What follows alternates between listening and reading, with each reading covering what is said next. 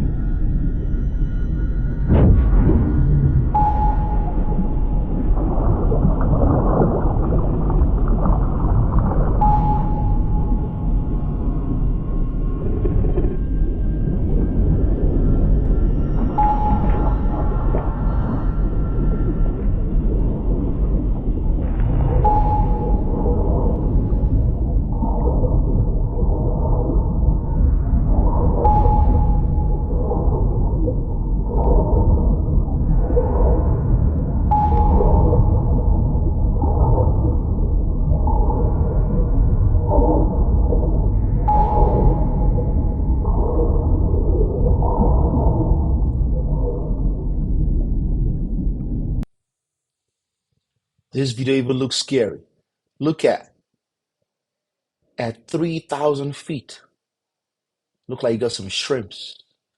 At 4,000 feet, you got a whale. The whale is not even going down that deep.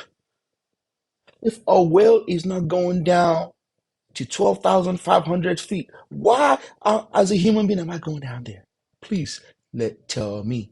The fishes ain't going down there. I don't see no tilapias or salmon at 12,500 feet. Look at all the fishes. I don't see no crabs. I don't see no turtles, no sea turtles going down deep. The sea turtles at 1,000 feet. So if a fish is not willing to go, a fish is not willing to go down 12,500 feet. Sea turtles are not going down there. Even whales are not going down that that deep. Why the hell is a human being trying to go down there? No, no, player, I'm not. We're not going down there. We're not. I am not. You cannot pay me. You cannot pay me to go down there to see something that has a lot of videos online. And I know, think about it. If you got bills to pay, if you got um, rent to pay, your mortgage, you got all the stuff you got to worry about.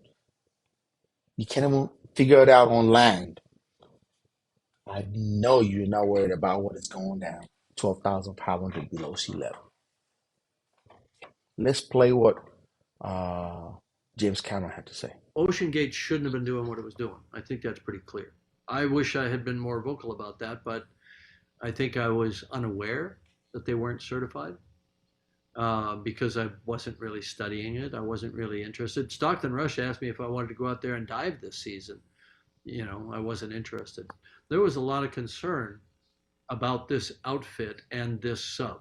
A lot of concern, even to the extent that I wasn't involved in it because I was making Avatar 2 at the time, but a lot of them got together and wrote a letter to Ocean Gate and said, "You have to certify. You cannot take people down. It's irresponsible, and it could lead to catastrophe." Monday morning, when I first found out about the incident, You heard it. See, they wrote a letter to the CEO that he got to get certified. That is the arrogance I was telling you guys about. They told him and warned him that this could lead to catastrophe, but he didn't care. He probably said, "Oh, whatever." got on a whole bunch of calls and emails. It's a small community. Within an hour and a half, I had the following information. They were on descent. They were at 3,500 feet. They lost comms and tracking.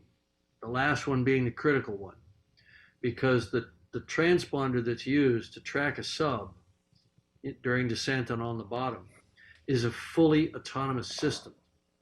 It's in its own pressure housing and it has its own battery power. So for them to lose comms and tracking at the same time, sub was gone. There was no question in my mind. For days, I tried to run other scenarios that could account for it. I could come up with nothing. Um, so the next thing I did was contacted a few more people and managed to track down. There are acoustic networks around. Some are research, some are intelligence.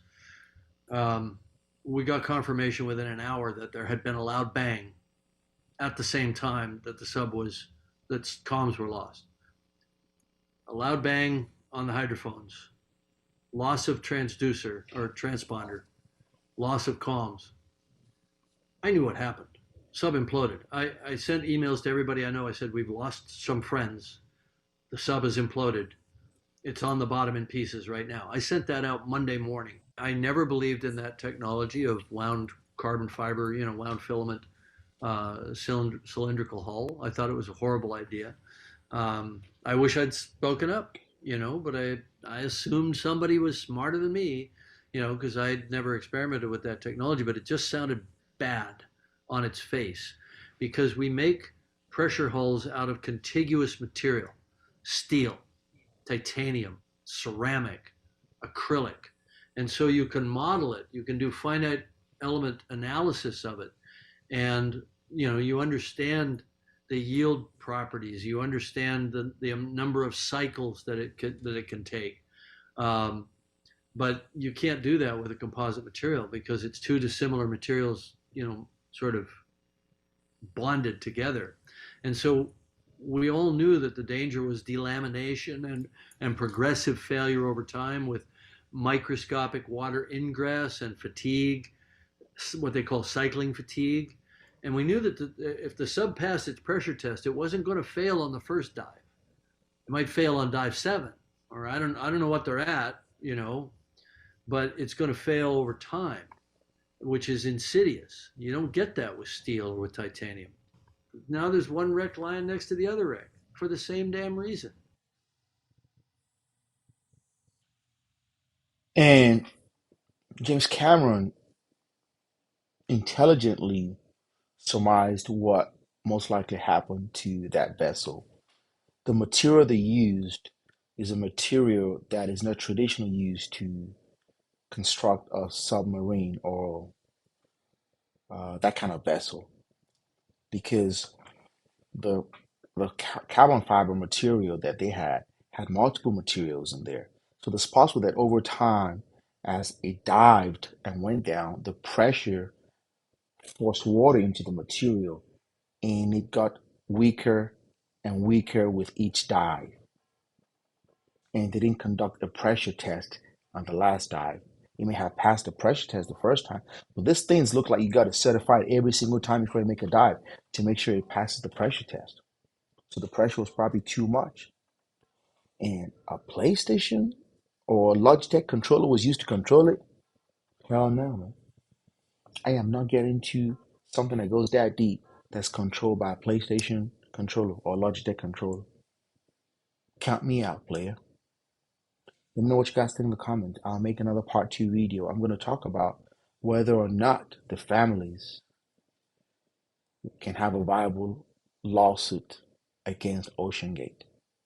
We're gonna do I'm going to do a deep dive into that. I'm going to wear my attorney hat and give you guys my legal opinion, obviously, as well as my extreme foolishness opinion. I'm going to sprinkle that into it. Thank you very much for watching. Stay safe out there, my lovely people. If you haven't subscribed, please subscribe and hit the bell. Appreciate all my new subscribers. Stay safe once more. Stay safe out there, and blessings to you all. Thank you.